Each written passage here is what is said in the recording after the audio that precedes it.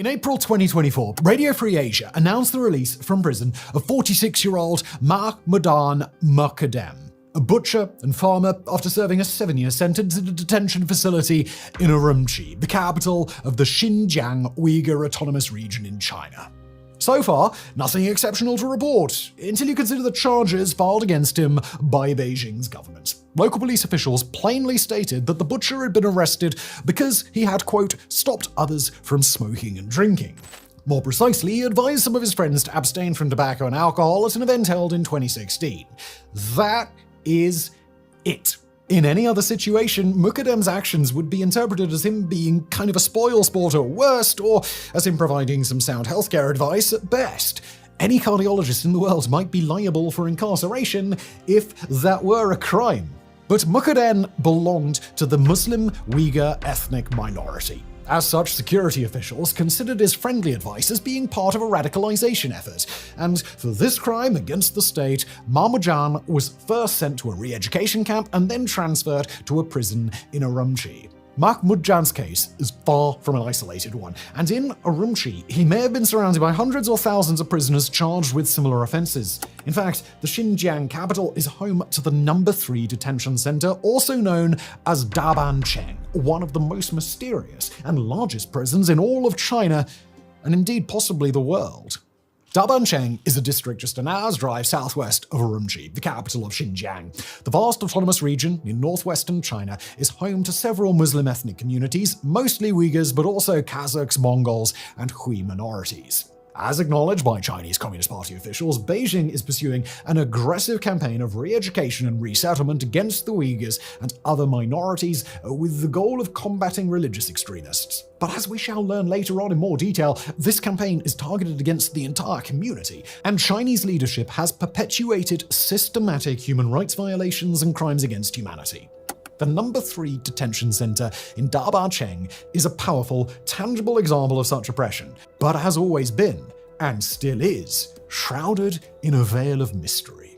Now, that veil was partially lifted in July 2021, thanks to the report published by Associated Press reporter and Pulitzer Prize finalist Dake Kang. Mr. Kang drew upon previous research conducted by Canadian law student Sean Zhang, according to which the site was commissioned back in 2017. By September 2018, Chinese authorities had completed their building work, and press agency Reuters was able to capture a photo of the entrance. The sign above the entrance read Urumqi Vocational Skills Education and Training Center, which sounds harmless enough, except that this phrase is often used as a euphemism for re-education, indoctrination, and even labor camps used by Beijing to assimilate into communist dogma those elements perceived to be enemies of the state. This concept is even more sinister if you consider that re-education, indoctrination, and assimilation via labor was the purpose of Mao Zedong's deadly Laogai system, the Chinese equivalent of the gulags. In 2019, the nameplate above the Vocational Skills Center was replaced with a new one. Now the facility would be identified as No. 3 Detention Center. In other words, it had become a Kangshou Su, a formal prison dedicated to holding defendants who were awaiting trial. After its rebranding in 2019, the detention center was enlarged with new buildings, approximately 1.5 kilometers long, that's nearly 1 mile. Overall, the facility covers an area of almost 90 hectares or 220 acres.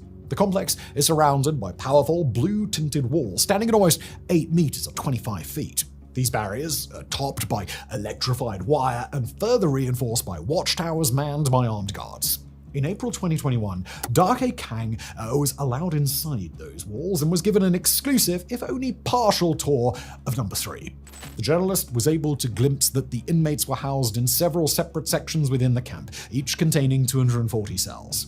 Based on the estimated capacity of each cell and the number of individual sections, Kang calculated that, quote, the center could hold roughly 10,000 people and many more if crowded, based on satellite imagery and the cells and benches seen during the tour. Each cell has at least one window, which, according to the center's director, Zhu Hongbin, are, quote, totally unbreakable. Zhu proudly showed the reporter around the prison's control room, featuring some 24 screens streaming footage from the cells. In classic Orwellian style, the control room does not capture footage, but also broadcasts video into the inmates' quarters. More precisely, guards at No. 3 can control what prisoners can or cannot watch. As you might guess, the choice is severely limited. Either programming from state broadcaster, China Central Television, or educational videos, although probably not this one. Quoting again from director Zhu, they need to be taught why it's bad to kill people, why it's bad to steal. Kang described how a group of prisoners attended one of these educational screenings, although this appeared more akin to a party indoctrination session. Quote, "The Uyghur inmates sat in uniform rows with their legs crossed in lotus position and their backs ramrod straight, numbered and tagged, gazing at a television playing grainy black and white images of Chinese Communist Party history." End quote. The journalist then met with a public security official, Zhao Zhongwei, who confirmed that the Dabancheng prison was a pre-trial detention center in which inmates could be held for up to 1 year, according to China's judicial process.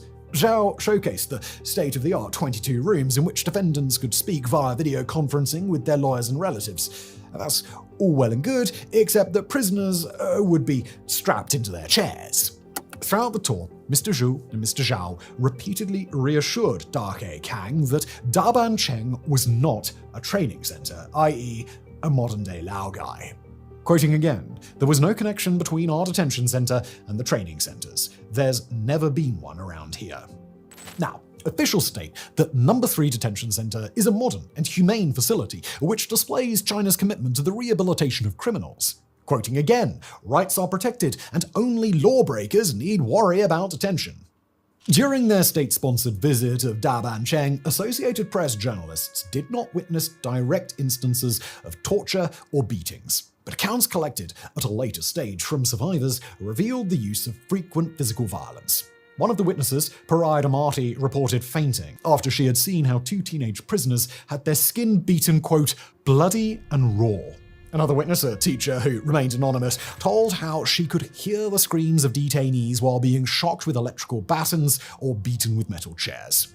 A more detailed description of what may happen behind the walls of Dabancheng and other prisons can be gleaned from the China Cables, a stash of classified files obtained by the International Consortium of Investigative Journalists. The cables include a 2017 document authored by Zhu, deputy head of the Chinese Communist Party, or CCP, in Xinjiang.